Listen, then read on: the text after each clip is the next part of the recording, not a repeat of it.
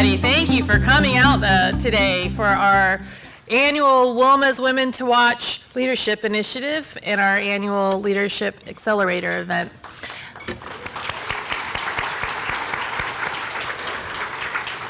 We have another great crowd this year and another great speaker as well. If you are, this is your first time with us with WILMA because you're a huge Sheri Lynch super fan, we're going to hear from Sheri this afternoon over lunch and talk to a little bit about her career and leadership advice. And also, hopefully some of you are also staying for the workshops that we have afterwards. WILMA puts on this event every year as a leadership conference, and it's part of our overall leadership initiative that we launched in 2015. And if you aren't familiar with that, we have a number of programs that are intended to help develop more women leaders in our area. So right now we're in the middle of our year-long mentoring program. We have our annual leadership initiative, our Leadership Institute class. Actually will graduate in September. We have photo shoots lined up next week for our annual Women to Watch Award finalists. So basically we have no shortage of ways to get women involved and to help give you guys the resources, tools, and connections that will propel your career forward and help you run this city. The best way, I would say, to find out how to get involved and how to invest in your career is to sign up for our emails on our WILMA website. I also want to give a special shout out to the gentleman who came out today for supporting this initiative and also for investing in your careers and hearing advice from our guest speaker.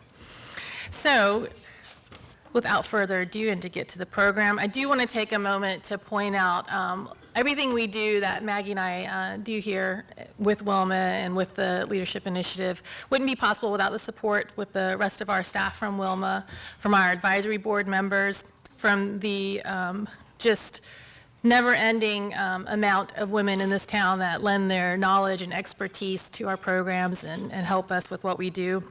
And also from our sponsors who help with the program as well.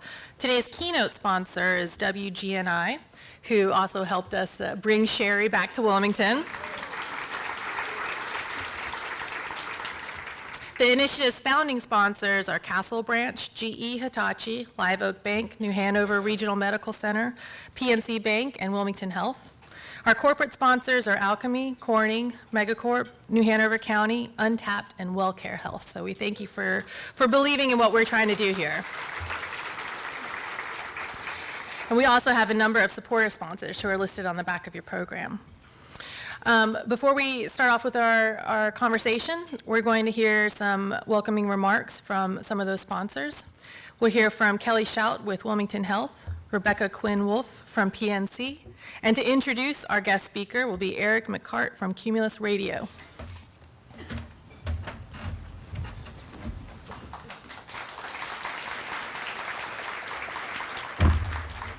Hello, hello, hello. 1027 GNI. Am I at the right place?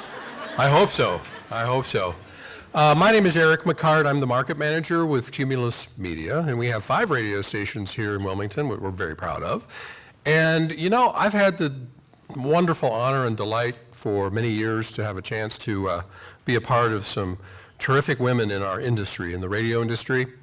And we have a very special guest today, Sheri, who you're going to hear from here in a minute. But, you know, in our business and, you know, whether it's the Wilmington, you know, Business Journal, WILMA, whatever your business is, you know, we work hard every day at what we do and to perfect our craft. And we're so blessed to have Sheri on GNI here in Wilmington. We're so excited, because I don't know about you, when I wake up in the morning, I have Sheri with me by my side every morning, right? And Bob, of course, who you left him at home today. But we have some terrific members of our family. I call them family at Cumulus, our employees, and many of which are terrific and very talented women who help lead our organization every day. And I couldn't be more proud of many of them sitting right out here attending today. We're very thankful to have the opportunity to be a part of this today.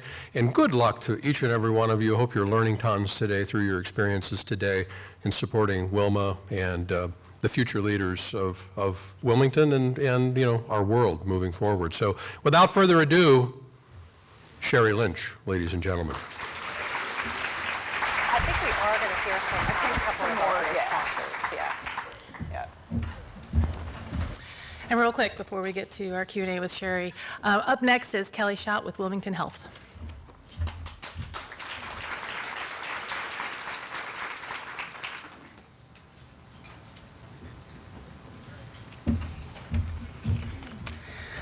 Wow. I know your programs mentioned Melissa Odom from Wilmington Health, and she unfortunately had an unexpected conflict arise and asked me to step in and say a few things for her today. Since it was such late notice and I really wanted to sound very intelligent standing up here, I dug into my last speech I gave for my MBA class. So here we go. We're going to hear about European microeconomic factors. Okay, maybe that's not a good idea for right now. But really, I am so happy to be here with such a wonderful group of women who are talented and inspirational.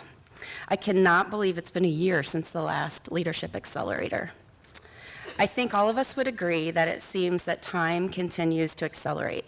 In actuality, it's what we have, or maybe better said, are expected to do with our time that has really changed. We are all being asked to be more productive, more creative, more accurate, more whatever, and none of us are given more time. Our new normal often prevents us from thinking and achieving and pushes us to just keep doing. That's why it's so important to have and participate in events like this.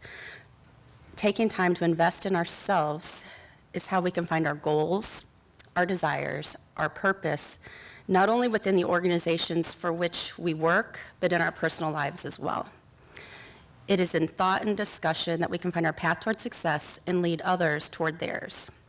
Marilyn Houston, CEO of Lockheed Martin, and recognized as one of the most powerful women in business, said, "Good leaders organize and align people around the team, what the team needs to do. Great leaders motivate and inspire people with why they're doing it. That's purpose, and that's the key to achieving something truly transformational." I hope today at this event and every day that follows, you take the time to find your purpose and lead those around you to find theirs, because I truly believe that we, as women leaders, can create dynamic change in our organizations, our community, our country, and our world. Thank you for allowing me and Wilmington Health to be a part of this event, and I hope everyone has a great day at the Accelerator.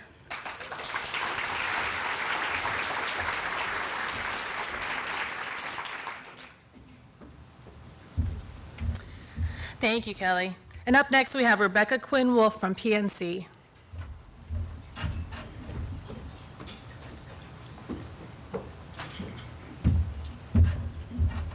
Thank you so much. It's really exciting to be here.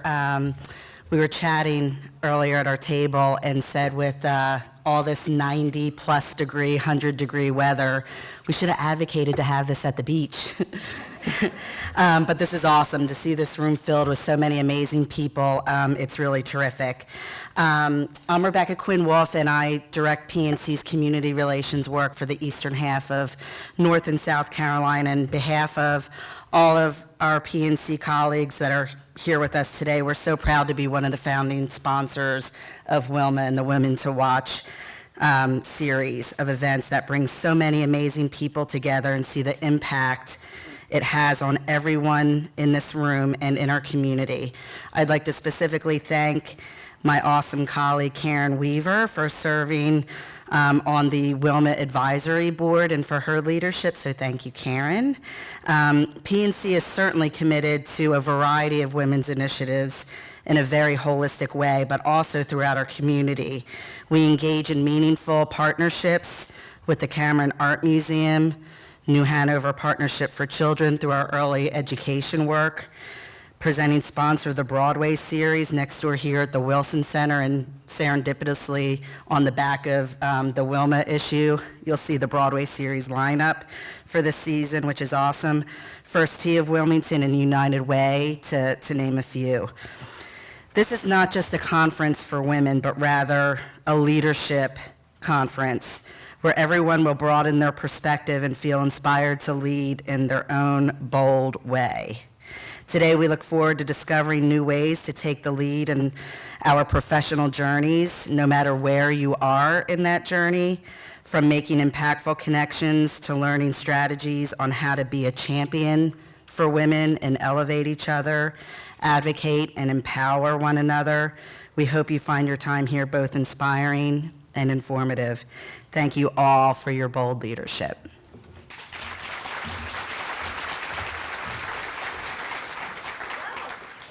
Sheri Lynch, how are you this afternoon? Maggie, I'm awesome. It is so good to finally get to meet you. I have been listening to you since 1999. I know my husband and I moved to Fayetteville and found your show, you and Bob, and you've been a highlight for many road trips, many mornings getting ready, and it's really an honor to have you here today. Thank you for coming to Wilmington. Well, thank you. And I used to live in Wilmington. This is where my career began, so pretty much any excuse. I'd come back for a yard sale. So it's just worked out that this is such a fabulous event, so thank you. Well, one of the reasons I thought I wanted to get you here, I wanted to talk with you because you have that leadership ability in you. It just comes naturally. You can hear it every day in your voice, and you're someone who I feel is unafraid to share your experiences with people, and that to me just exuberates just your natural ability to be yourself and share your stories and life experiences. So I'm excited to do that today with you and share those stories with our audience. I know a lot of you are here to hear Sheri, and let's just kind of get into it. And I'll try to sit like a lady, which is harder for me than I think it is for some others. So I want to share some facts about Sheri, and I'm sure a lot of you will know these. I tried to dig deep and see if I could find some things out that maybe you don't know. But so you started the Bob and Sheri show in 1992, is that correct? Yeah, it was a completely accidental career, which how many people in this room are doing something for a living that you never imagined, right, that you would do? Because if you're open to opportunity, you'll land in places you didn't even know existed, right? So I started out in television here in Wilmington at WECT, and I was planning to go back to graduate school to be an anthropologist, which is a growing profession with many exciting job possibilities. And on my way from television to anthropology, I stumbled into this radio situation, and they offered me a job, and I thought it would last about 6 months tops. And here I am. Here you are. Here I am. You found your calling. It's funny because I grew up in northwestern Wyoming. A lot of my childhood was spent without television or radio or mass media. We didn't have a phone.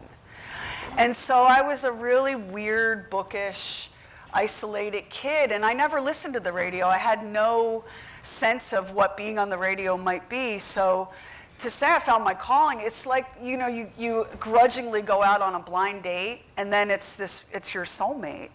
And it turned out that this was exactly the right job for me and exactly the right match for my skills, but I would never have known that, to choose it on my own, which is why I'm so big with my own kids and anybody else that'll listen. Like, be open. Don't think you know everything, because the minute you think you know everything, you stop asking questions. And then you may not find what you're really supposed to do. That's great. That's good advice. Think about that every day. So how does it feel to be named the most influential woman on radio? Well, there aren't that many of us, Maggie, so they had to come back time and again. It's such an honor, because when I started in radio, all I have heard, not just for my radio career, but really for a lot of my life, is, that's not possible, you can't do that, that's never gonna happen, don't even try. And to the point where when someone says that to me, I'm like, oh, please, so boring, stop. I've heard that a million times. But when I started out in radio, I heard that a lot, because there weren't very many women who did what I do, and very, very few who had equal pay or equal power. And so to get to the point where I'm in this incredible company of women, the most influential women in radio. These are some of the most incredible innovators and thinkers and leaders in broadcasting. And so to be a part of that is crazy amazing. Sure. We get, we just, this morning before I came here, I found out that our show was nominated for a Marconi Award, which is like the Oscar of broadcasting. But before we get excited, we've already lost it 9 times. So we're gonna go 10 for 10, and I'm gonna get a t-shirt that says that for Bob. That's great. And I'm thrilled and honored and amazed that this scrubby little urchin from the middle of nowhere is there. But for me to be an MIW makes me feel like, all right, I'm blazing a path that will make it maybe a little bit easier for women coming up now to follow. Right.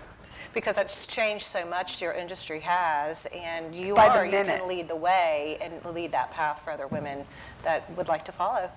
I think that, like so many industries, so many media industries, broadcasting is in a state of massive disruption and change. And it was that led me to go independent and form my own company and become the last thing I ever thought I would be, which was an entrepreneur. But because of that change, anytime you're in a situation where everything is changing, you can react to it with fear and dread and, worry, lay awake all night, what's gonna happen to me, what's gonna happen to will I be able to feed my kids? Or you can race into that change and lean into that storm, because anytime there's that much disruption, there's always opportunity. But you have to be willing, to pick yourself up, even while you're being blown back by it, and look for those opportunities. And I think that's something that as women, we're maybe a little more naturally wired to do, because of everything about the way we live our lives. I think we are nimble and adept at responding to change and chaos and disruption. And that's an innate strength that I feel that we should own more and lean into more. That's great.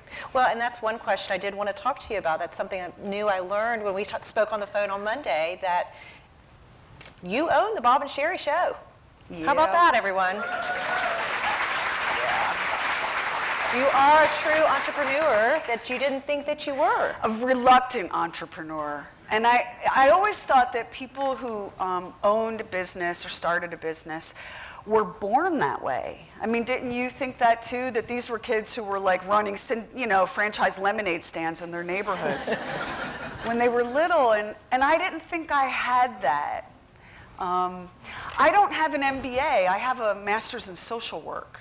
So I never really thought of myself as, a big business brain. But I'm a big fan of evolution, because I think that we all evolve. None of us are who we were 6 years or 10 years or 25 years ago, right? And so evolution, what is evolution? It's something that puts pressure on the organism to adapt. And as my industry was going through all of these changes, and I was changing too as a person, I became so miserably unhappy as an employee.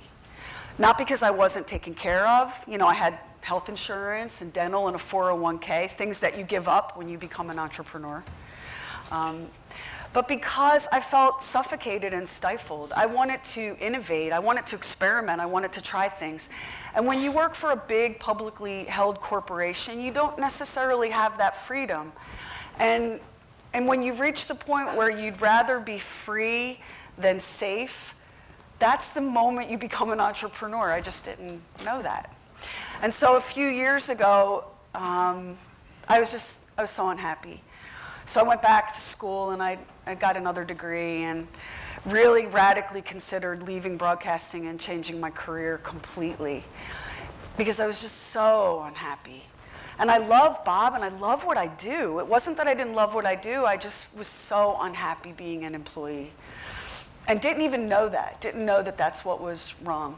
For people here that have gone out on their own, you know that feeling, right? Where you love what you do, but you don't love the way you're doing it anymore. And so a few years ago, I went to the company I worked for and said, I'm gonna need to own this. And oh, how we laughed. And my boss at the time said, "Girl, you already act like you own this place." But that's my philosophy. If you don't act like you own it, you never will, right? Right. Because what happens when we own something? We take care of it, we invest in it, we maintain it, we're protective of it. I've always acted like I owned it, but now I really want it to. And so it took about 6 months of negotiating. And I negotiate like a social worker, which means I'm constantly assessing you for your mental well-being. Which serves me well in broadcasting, as it turns out. So it took about 6 months of negotiating, and all the chorus of, it's never gonna work, it's never gonna happen, you don't know what you're doing, you're gonna fail, you're gonna regret this, you're gonna be so sorry. And I was like, yeah, okay, I've heard that a million times. Took over on August 1st. Of 2017, and we were running in the black by October. And now we have 4 full-time employees, 2 part-time, and I'm getting ready to hire another full-time employee. A young woman who I've been mentoring. We're about to bring her onto the team. So here's what I learned. I learned that when you hit the end of the road, if you don't jump and make that change, you'll just die inside. And yeah, there was always the possibility that we would fail, but I felt like I was already failing by waking up so unhappy. I mean, who's been there, right? You go, you get this one precious life, and you can't live it inauthentically. Right. And so here we are. Now I'm a big boss lady. That's what you texted me this morning. Yes, I'm a big scary boss lady. I've never really talked about this publicly because I'm in a business of partnerships, and when I am in each of my partnerships, I am 100% your person. So in my partnership with Cumulus and WGNI, I'm a WGNI team member. In my partnerships with other broadcast entities, I'm a team member. In my studio with the people that I work with who work for me, we are team members. And so I limit my prancing around like the big boss to my house, where I enjoy it very much.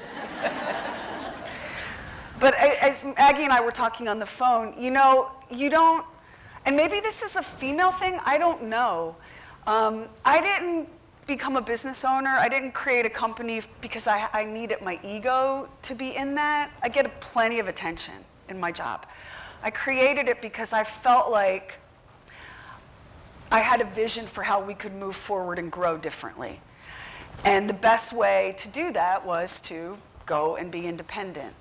But I never talk about like, excuse me, Bob, I'm your boss, so I'm gonna need you to straighten up and fly right. I just don't. I'm sure he'd love that. I don't operate it that way. Now, if he puts in a little more effort, he might be Employee of the Month. I love it. Not until he earns it. Well, speaking of the Bob and Sheri Show, I have I'm sure for all of you listeners out there, we know that you like to do top 10 lists. Yes. So I found a top 10 list that we're going to talk about today. So this is a top 10 list, Sheri. The top 10 signs you know you're a leader, but you might not know it. And so I'm going to read the list off, and hopefully you can share maybe a couple of these facts, a couple experiences, I'm sure, that might resonate with you. So, number 1, you know you are a leader, but you might not know it if you are approachable. Number 2, you maintain a smile even when it is difficult. Number 3, you have an open mind. Number 4, you're straightforward. Number 5, you're responsible even though you don't want to be. Number 6, you treat everyone equally despite how you feel.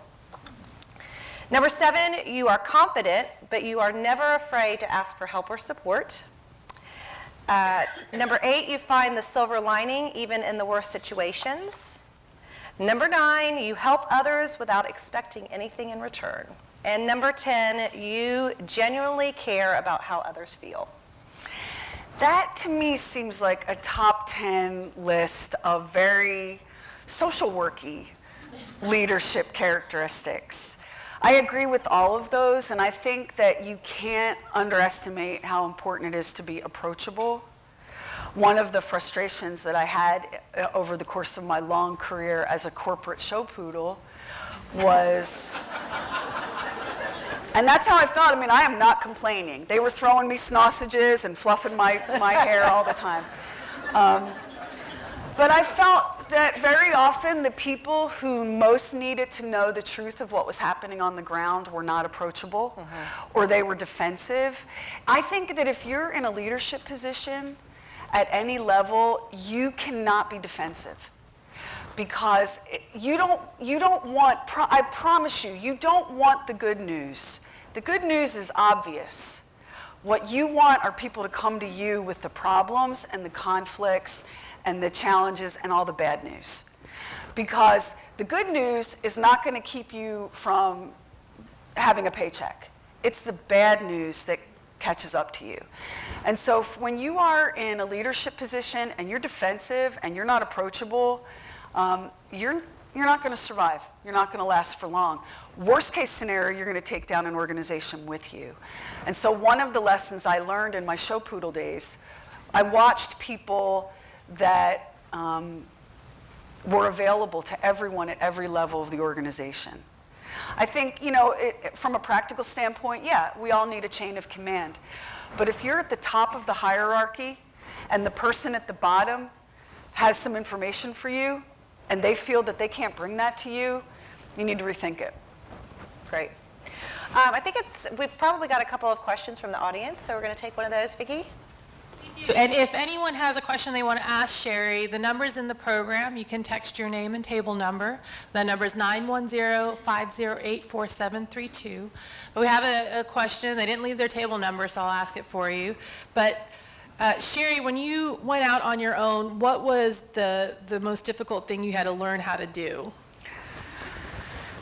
Oh.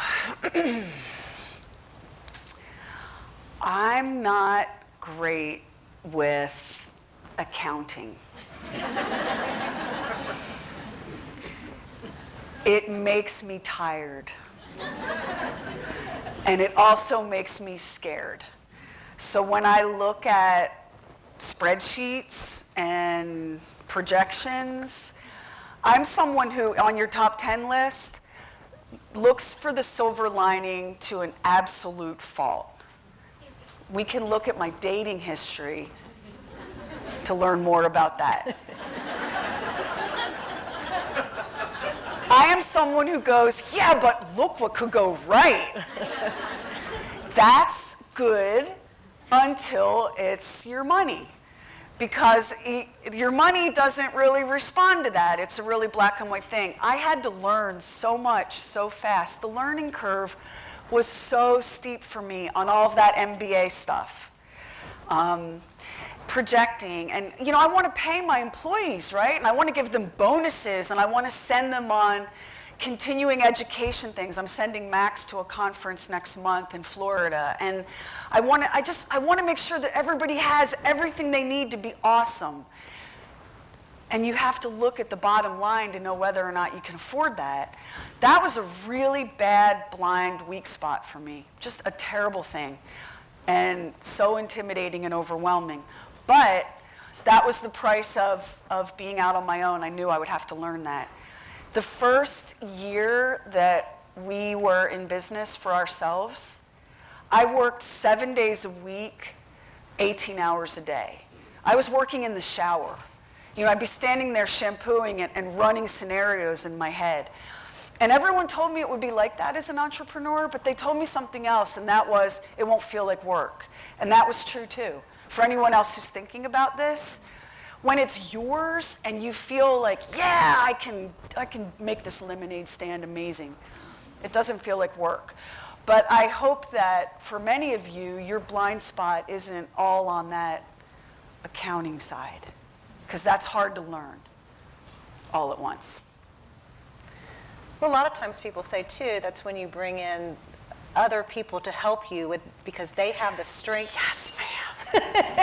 That you're lacking in that particular area.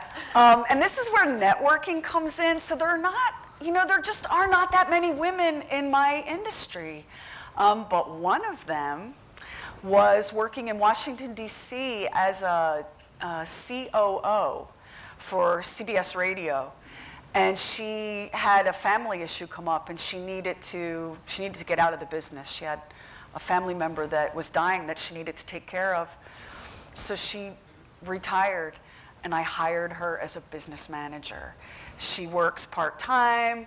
She lives on her farm in Georgia. She has her goats. I have someone that understands how to not get me into tax jail. Yay! Win-win.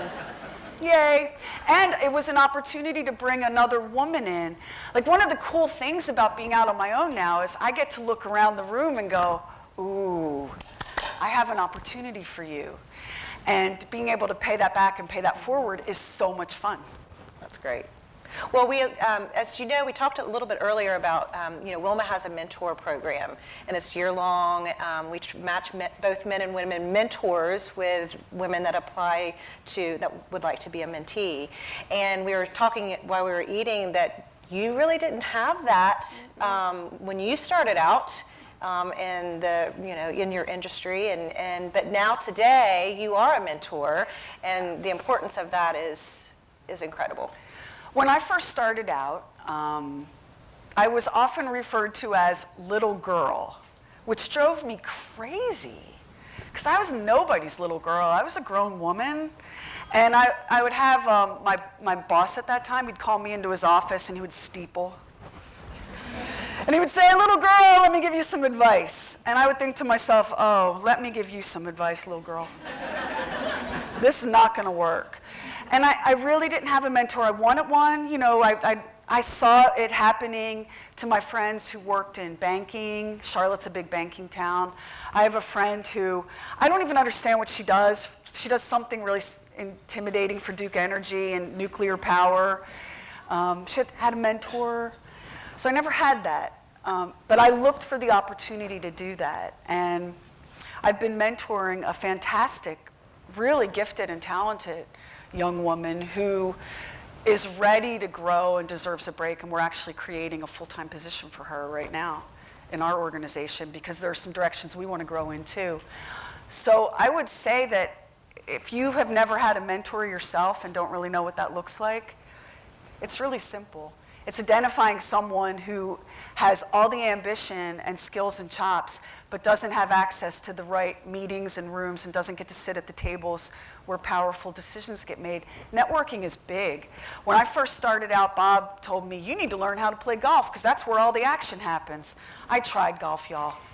It was 6 hours in the sun. It was awful. I just hated it so much. And so, I'm not going to be making decisions on the golf course. But I waited and I bided my time, and I knew that the day would come where I could pay that forward, if not back. That's great. That's great. Vicki, is there another question from the audience? Yes, we have a question from May at table 17. Hi, Sheri. This on? Okay. I had a question. During your journey to where you are now, on days when you felt like you're just going crazy and like losing your mind, who did you lean on to support you and to help you get through it? Well, I'm really lucky because Bob, my little man, Bob and I are we're like family at this point. We're really best friends, and we can lean on each other, and we've always had each other's back. We've been just an undividable, terrifying force in our business, which has been great. But I'm super family directed. I didn't have much of a family growing up, and so I was determined to have that as an adult. And I'm okay with you not really loving me at work, or not loving the decision that I've made, or really wishing that I would just shut up, because the people that love me are at home. And so when I'm really having a day, that's where I recharge. And I think that was amplified for me early on because it was lonely. I was always the only woman in the car, the only woman in the room, the only woman at the meeting, the only woman at the dinner. And I felt like I had to not just be myself, but I had to represent in a weird way. Does that make sense? And so I could not ever really relax in those environments. I had to be really careful about everything because I knew that I was being judged, but other women in my business were being judged. So I would be at a radio event, all the guys around me would be getting drunk and sloppy, and I would be like drumming my fingers and, you know, just waiting to get back to the hotel so I could have some M&Ms out of the vending machine. So, you know, I tried to keep it really businesslike at work in an industry that is so much fun and so crazy and not terribly businesslike, and get all of my support outside of that. And sometimes, I know a lot of women who are in similar situations in other industries. You really have to have that outside network. You have to have your squad, your friends who you can lean on and you can vent to, because I think we are often held to a different standard. And it helps me that Bob is so emotional and volatile, because you know, the days where I would have to hear, oh, women are so emotional, I haven't heard that in a long time. That's great. So speaking of support, how does your family play into all of this? I'm sure they're very supportive. You have two wonderful girls, Karamia and Olivia, that you talk about. Didn't Olivia just graduate from high school? Yeah, Olivia's going to college. How crazy is that? My daughter just graduated from college. I can't even imagine. Yeah. So, So proud. I like husbands. I've had several.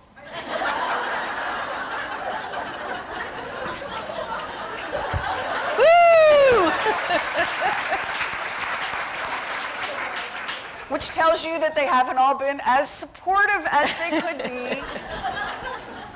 I'm married to my true love, and he's awesome. He was planning to be here today. He was going to hide in the back of the room. But I have a huge blended family. I have all the kids and all the pets. And one of our rescue dogs she's getting ready to go to the Rainbow Bridge. So that's his baby girl. He's home with her. That's why he's not here today. My family is really supportive. My girls are great. They know that I talk unbelievable crap about them all the time on the air, and they're fine with it. And I've been very, very lucky in that way. Very lucky. I made an awesome family. My husband's first wife, my sister wife, is like my sister now. We're the best and closest of friends, and I have her whole family, because she and I really believe that as women, we can solve problems because we put our heads together and we collaborate. And we don't think we know all the answers. We always assume that somebody else might have a way of doing it, a way of hacking it that's a little bit better and more helpful than ours. Not afraid to ask for help, not afraid to show weakness, not afraid to say, I am done today. I need somebody else to tag in here. And so that kind of thing that, you know, I do at work with my team at work, I'm lucky enough to have in my family. Well, if y'all haven't heard, you have a great podcast with you and Joni that talks about all of this, and it's really refreshing to hear how you all collaborate together and that you are family. Women get it done. I will tell you guys a story that I've never talked about, but the company that owned me before I went out on my own, and it is a form of ownership, my contract. Like, I didn't even own my own name, this is my actual name. But technically, you know, they owned it. And so, you know, we had reached an impasse. And I said, listen, if I can't own it, I'm done. And they thought I was bluffing, so I cleaned out my office, and I went around the building and said thank you and goodbye to people that I'd worked with and hugged everybody, and went home and mixed up a really stiff gin and tonic and sat out on the deck with my husband and said, I love being a social worker. And I guess that's what the plan is now. That was God's plan. Here we go. And the phone rang, and this was like 10 o'clock on a Friday night. And it was the COO of the company, a woman, an incredibly brilliant, powerful, take no prisoners woman who badassed her way all the way up to the top of the food chain. And she called me and she said, Sheri, what is going on? And I said, well, we couldn't come to terms. And I'm just really not happy, and I'm not bluffing, and I'm done. And she said, girl, listen to me. We're women. Let's get this figured out. What do we need to do to get this done? And I said, well, I want to own everything. And she said, oh, what do you mean by you want to own everything? I said, you know everything? Like the copyrights and the trademarks and the archives and all of the digital properties and everything, I want to own all of that. And she said, you want to own that? I said, yeah. She said, we own that right now? I said, yeah, and I want to own it. She said, and you want us to just give that to you? And I was like, yeah. And she said, huh, okay. And we did the deal. We did the deal on the phone in about 7 minutes, a deal that we had not been able to get done in about 6 months. And here's why we got that deal done. Because she understood and believed that I wasn't bluffing, and she recognized that we could be even more powerful as partners than we had been as employers and employees. And that was something that she understood because of her own hard experience climbing her way up and fighting her way through in a really competitive and insane and difficult and challenging and very male-dominated industry. When I told her, I'm going to be the most awesome partner you've ever had, she believed me. And so then my job after that, of course, was to be that, because that was something that was really important to me as a leader, and again, as a woman in a very rare position of running a broadcasting company. Although Cumulus, our CEO, is a really amazing woman. It's a really small group of women, and I'm like, I can't just do this my way. I have to do this in a way that makes it possible for other women to come behind me and do the same thing. So, Thanks for sharing that. Yeah. Powerful. Women get it done, y'all. We do. Vicki, is there another question from the audience that we can take? We have a question from Anna Marie at table 30. Okay, I think I threw the mic out. Hi, nice to meet you. My name is Anna Marie. So my question for you, Sheri, is how do you conquer fear? How do you approach business situations that are new or challenging? So I'm going to give you guys the truthful answer. There are so many benefits to growing up in chaos and violence. And one of those is, my daddy was a meth cook who used to play Russian roulette with me when I was a kid. Y'all are just Tuesday. There was no one in my business that was ever going to be as scary as what I had already survived. When I was a kid, I didn't know that I was going to make it to be a grown-up. So, Mr. Radio Programmer with an attitude.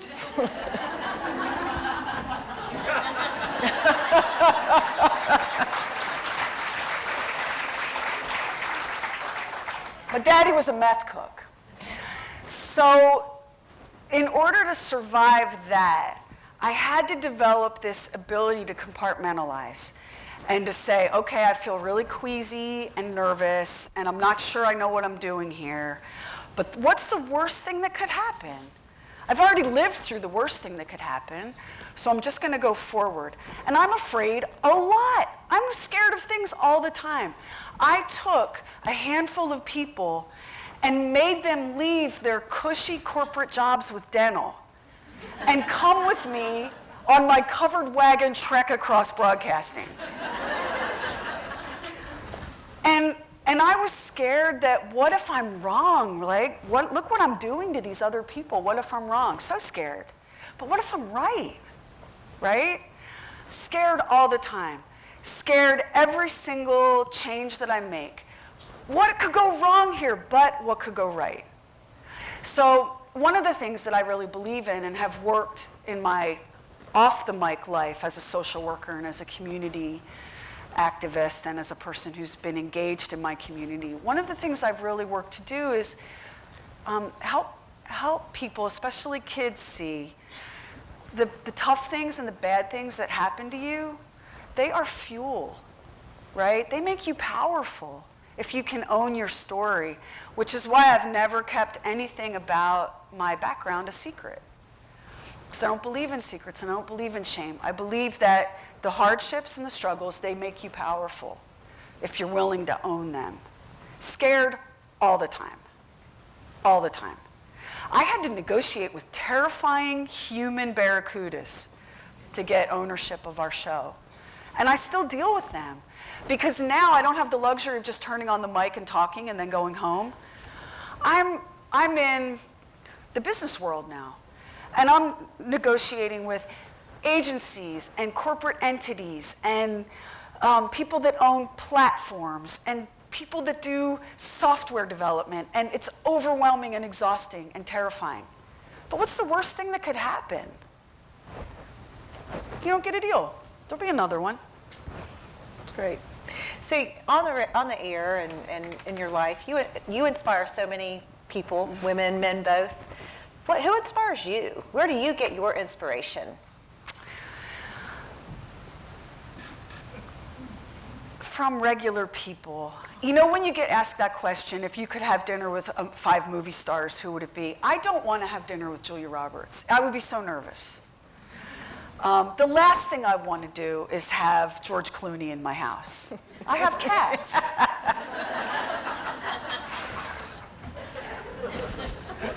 Regular people, real people who are getting it done, have always, always inspired me. Because you look at what's possible, right? When people say, well, no one else is doing this, I'm going to have to, somebody's got to, it might as well be me. I'm so moved and inspired. Like, I'll scroll through Facebook and I'll read people's status updates. I'm just crying. Like, you go, girl. You just get that. Because it turns out that being a person is just so hard. And there's so much pressure and there's so much scary stuff out there. And yet people get up and they just do it and do it and do it.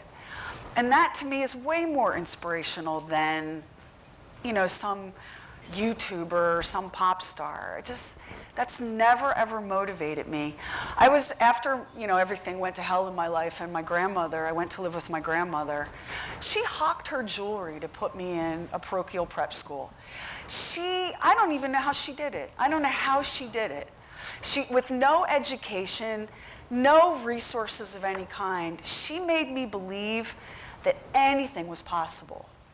Now, who's going to be more inspiring to me than that? Right? That's right. That's great.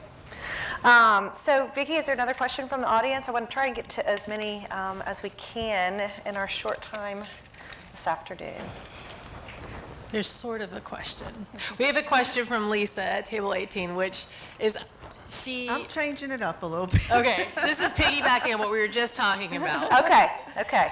Hi, I'm Lisa Hill, and I've been watching you listening to you for many years. I've grown up in this community, so you've been an inspiration to a lot of women, and I'm very thankful for being able to grow up and listen to you. So I wanted to ask you, what one author, in particular maybe a female author, I know that you said you liked to read when you were young, was there one author that inspired you in your youth, and how has that impacted you? Probably my very favorite living female writer is Margaret Atwood, and the late poet Mary Oliver. Thank you, by the way, first for your kind words. Margaret Atwood. So there's more to Margaret Atwood than The Handmaid's Tale, although what a prophetic bit of fiction that's turned out to be. And I tell everyone all the time, like, if that one comes true, I'm going to be a Martha, and I'm going to hate that. It's a crazy show. All that cleaning. Margaret Atwood, and I'll tell you why. I've read everything she's ever written, including her poetry, because her writing is so clean, and her sensibility is so nuanced and yet so blunt at the same time. My mom dropped out of high school when she was 17 because she got pregnant with my brother, and here we are.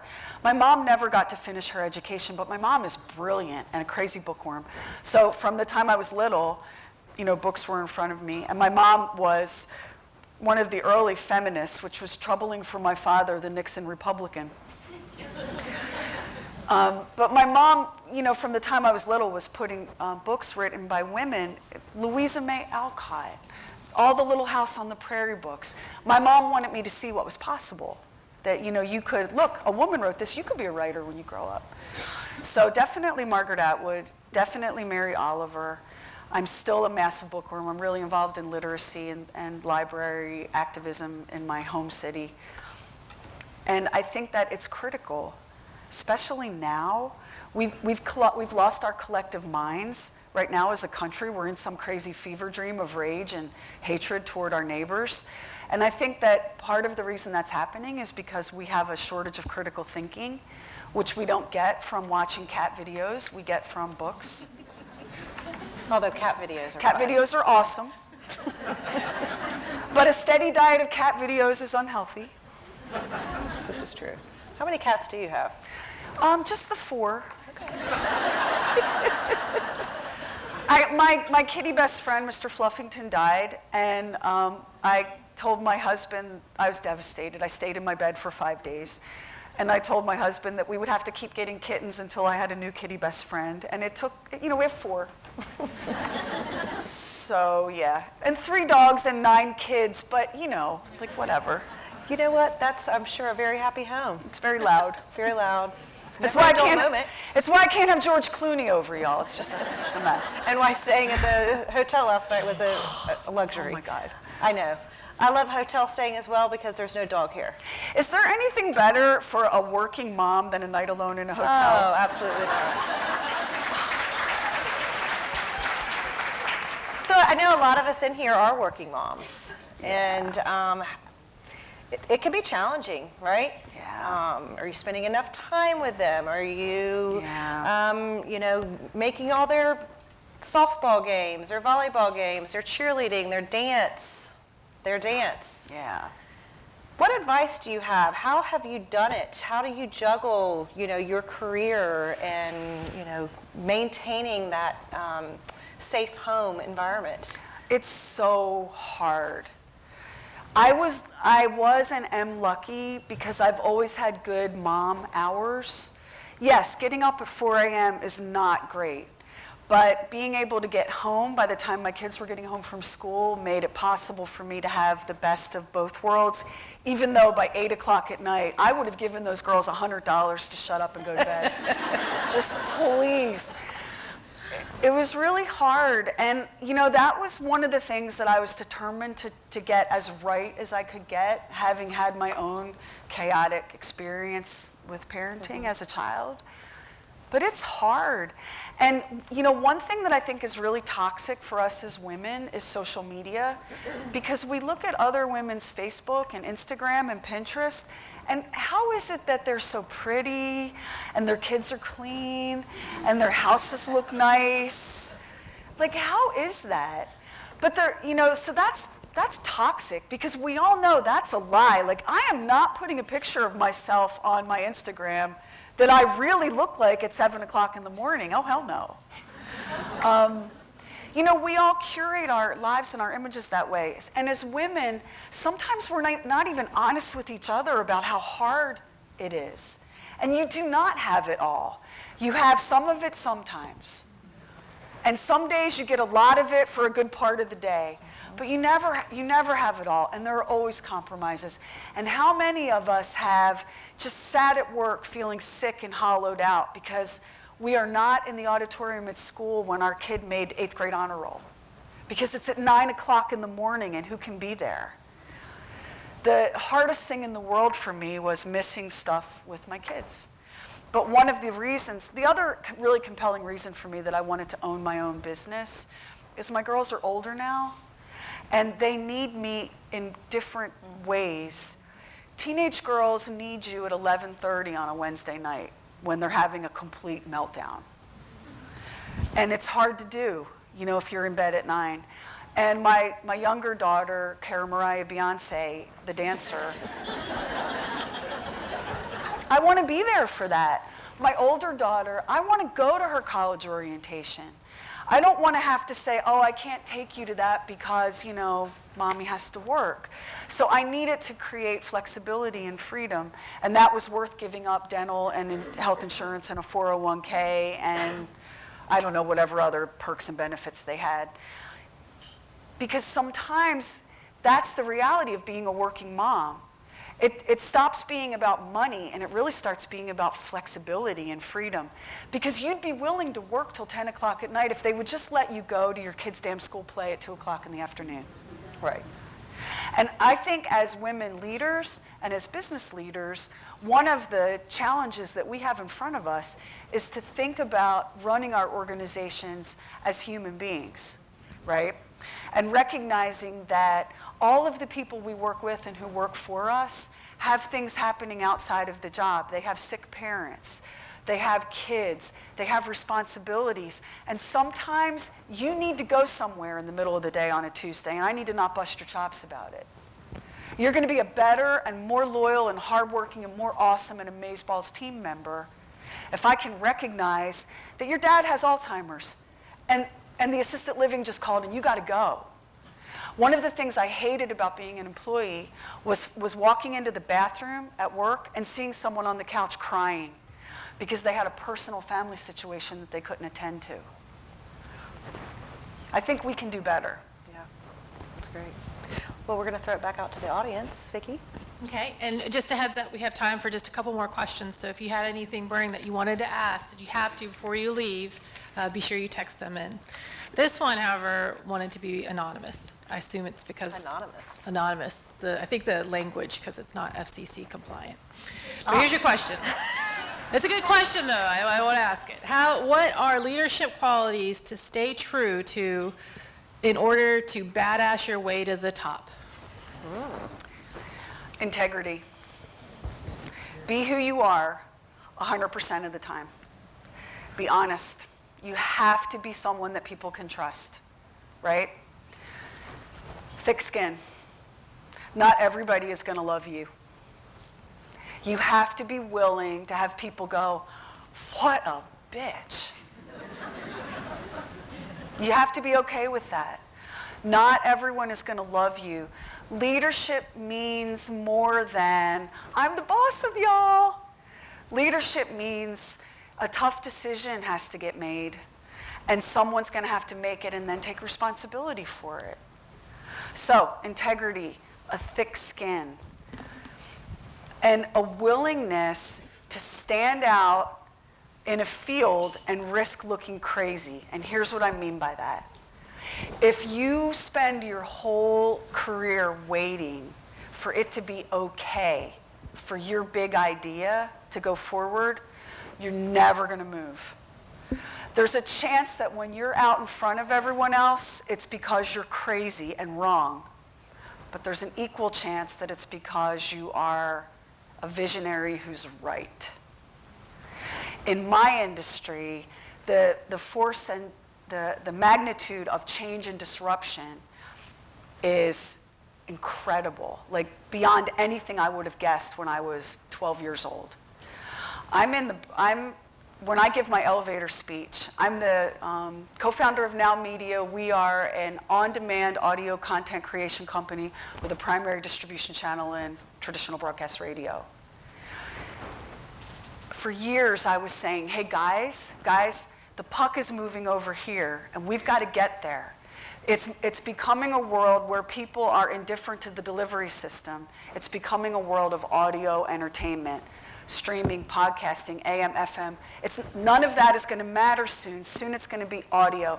And everyone went like, girl, you crazy. And for a long time, I was all by myself in my world, going, it's coming over here.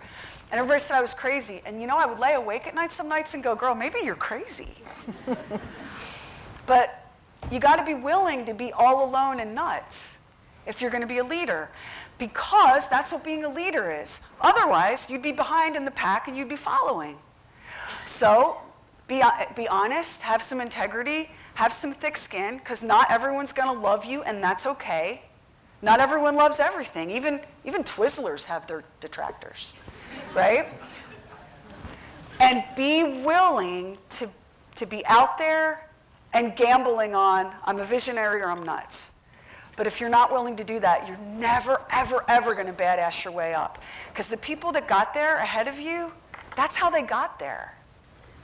They didn't get there by playing it safe. You've got to take some risks. But I would also say, as a social worker, You don't have to be a terrible person on your way to doing that. This idea that in order to be a strong leader, you have to be like obnoxious is false.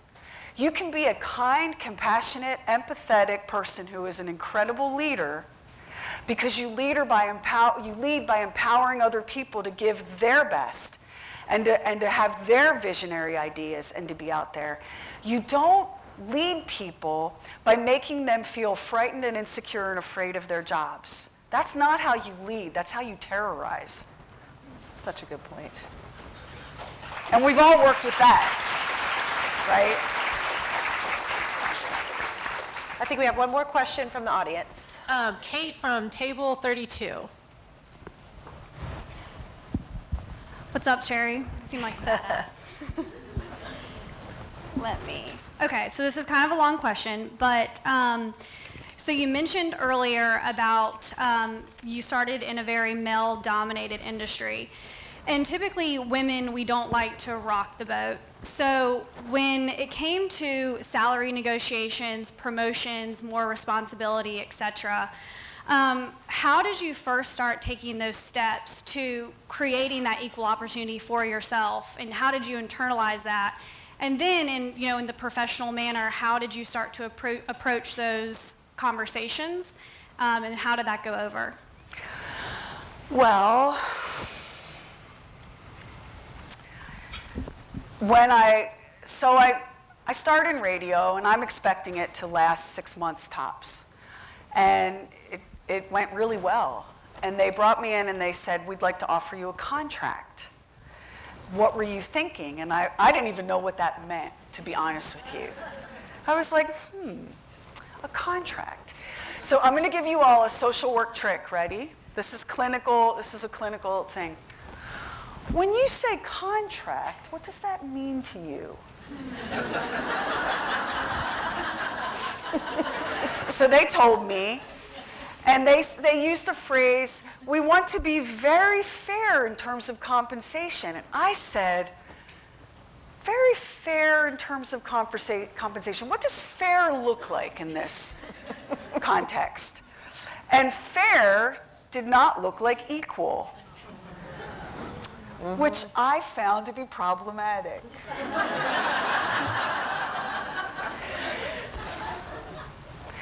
So I said, I will need to be paid exactly what you're paying him, because I'm going to do the same job.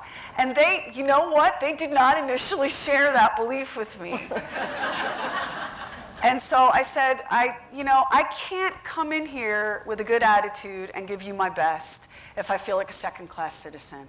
Whatever you're paying him, you'll need to pay me. And they said, yeah, but he's been here and he's got seniority. And well, in my job, now that seniority may apply, and it probably does in many, many industries. But in the world of the Bob and Sheri show, seniority has nothing to do with it. He could have been doing it for 10 million years. I still need what you're paying him. Because not only am I going to be doing the same work, have you met him? I'm going to do more. And Bob said, she's not wrong. So that was the first step, and I took a lot of heat for that. But again, I always call on your earlier life challenges. Call on whatever you've survived in life to get you through. When they started beating their chests about how that wasn't going to happen, I was like, jeepers, Daddy was a meth cook. Y'all are just some corporate people. We got it done. I got equal pay, and I got equal pay right in the beginning, because you have to. And Bob supported it. Bob said, yeah, you have to pay her. If you can't pay her what you're paying me, cut my pay. You have to pay her. And yeah, he's my little man. Now, that was the first step, and that was compensation, and that was hard. I can't tell you how many years I was doing what I do and still being talked to in a sing-songy, condescending voice like I just got off the school bus. And it irritated me to no end, but you just have to brush it off. Because a lot of the people that were like, hey, girl, I knew you don't have any power over me, and you are, and again, here's the social work perspective, you're treating me this way based on your own doubts and insecurities, I'm going to not engage this fight. Never, here's a sports analogy for y'all, never punch below your weight, ever. If someone who is not at your level is coming for you in some unkind or awful way, keep moving. Never punch below your weight. And that applies for us as women, this idea, that we're emotional or we're sensitive or we're easily distracted. It's BS. When I was pregnant with my first child, a major consultant in my industry said, well, that's it, she's done, she's going to lose her edge once she has that baby. Heads up, y'all. There is nothing to focus your priorities like a newborn child that needs food and clothes. Right. Am I right? Before I had my daughter, I was like, yeah, this could end tomorrow. I'll go do something else. After I had that very expensive baby, I was like, get out of my way. So, we hear stuff, but we have to develop the ability to not take it in and make it personal. You hear it, you look at it, you get what you can from it in terms of fuel, and you move on. And as women, we are required to do, what's that expression about Fred Astaire and Ginger Rogers? She did everything he did, but backwards in high heels. Don't kid yourself, that's a thing. Like, that is a thing that is required of us in a lot of industries. You can complain about it, or you can just go, okay, this is what it is. This is my reality. I'm going to deal with it. Because the only way we change it is by getting in there and dealing with it and changing the structure. We don't change it by complaining about it, right? Well, we are wrapping up. I can't believe an hour has gone by. I've had a permanent grin on my face the whole time you've been talking. You've given us and shared so many wonderful stories, great advice in regards to our leadership. And before we close out, what is one piece of advice that you would like to share today with the audience that they can walk away with? They're walking away with a lot already, but that says Sheri. It's going to remind them of you. I would say that the best way to lead as a woman is to own all of the things that make us as women different. You can criticize, and I've heard all these criticisms about, how women are. How many of you have heard how women are, right? Well, flip that. As women, we are empathetic. We are collaborative. We look to build consensus and to build bridges. We're nurturing. I don't deny any of that. I'm somebody's mommy. I am a nurturing, compassionate, empathetic woman who brings that to work, where I am compassionate and empathetic and nurturing toward the people I work with and for, toward the people who work for me, and toward our financial and big picture goals. I don't leave my femininity at the door when I come in. I roll in there as a woman. And as a woman, I'm not afraid to not know everything. I'm not afraid to ask you a question. I'm not afraid for you to be smarter than me. I'm not afraid that I may not be the biggest, baddest person in the room. I want to gather people together. I want to hear your ideas. I lead as a woman. And I think that is something that as women that we should really own and take a lot of pride in. It was back in the 80s, before any of us were really, kicking it in our careers, where, you see pictures now of women dressed like men. We're in these real masculine sort of attire, and, we're trying to leave our femininity behind lest we be judged for it. Hell no. No. Our femininity, our female power is power. And we need to harness that and own that and bring that to work and lead with that. And everyone who works for me, with one exception, is a dude. And everyone that I work with and negotiate with very few exceptions, is a dude. And you know what? They're all fine. Because they know that I listen and I'm there for them, and we're not having like a chest bumping contest to see who's got the bigger whatever. The bigger desk, the bigger office, the bigger title, the bigger power. It's time for that. If I keep one at home. I have a man at home. I got that at home. Don't bring it to work. As women, don't apologize for that. Own it, because that's, as your social worker, that's your strength. And when you activate your strengths, you're unbeatable. That's great.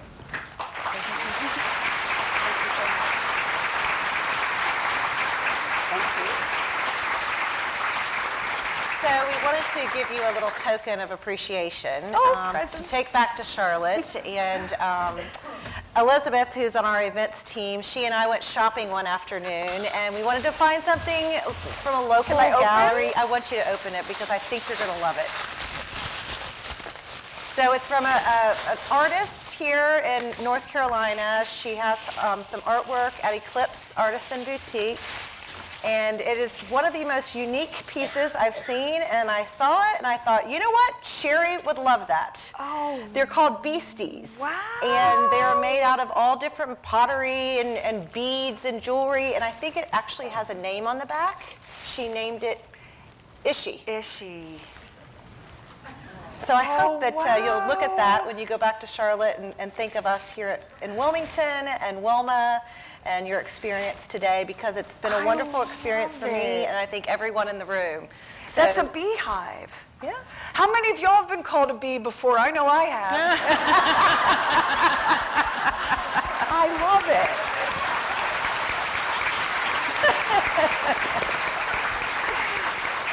Thank you. You're welcome. Thank you all so much. Well, thank you, Sheri, for joining us. Stay for lunch. And thank you all for coming and for the thoughtful questions. For those of you who are staying with us for the afternoon of workshops, those start at 2 o'clock and 3:30, and they're going to be in the meeting rooms, which are over down on the Nut Street side of the convention center. So we have a great lineup of programming and seminars that we hope you'll take a lot from. And then also starting at 4:45, we have our after hours networking, and the wine bars will be open. But thank you very much for joining us, and we'll see you next year.